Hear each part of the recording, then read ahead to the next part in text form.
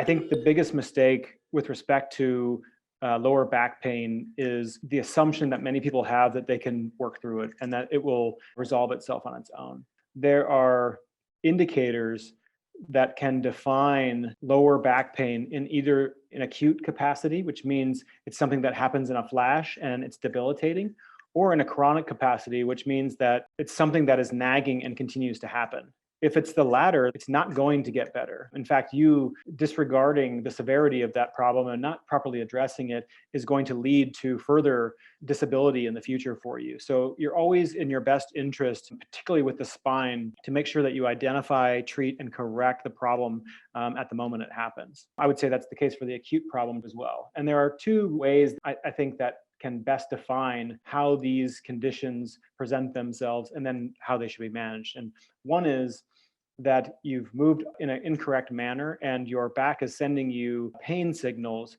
to prevent you from damaging it. And so in many cases, in an acute situation where your back seizes up or it locks up, people have experienced that quite often. It's because the way you are moving it is incorrect. You need to work with a movement specialist who can teach you how to properly move your pelvis in relation to your spine to overcome that faulty movement pattern.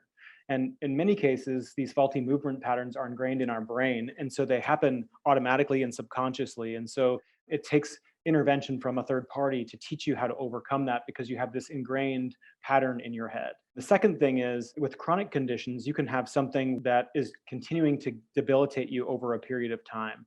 And this can lead to more significant damage to your spine and ultimately permanently debilitate you or lead to things like surgery from a disc rupture, which can cause a whole nother subset of symptoms like tingling and numbness down your leg that you ultimately need to have corrected. So I always tell people, listen to your back. And if your back is telling you something, whether it's pain or otherwise, it's usually trying to tell you to do something about it. Do not make the mistake of pretending that it's okay and that you can manage it and it's going to go away on its own. And I just need to pop a couple pills and then it will be fine. You need some restorative care and you need to work with a specialist who can help you overcome that.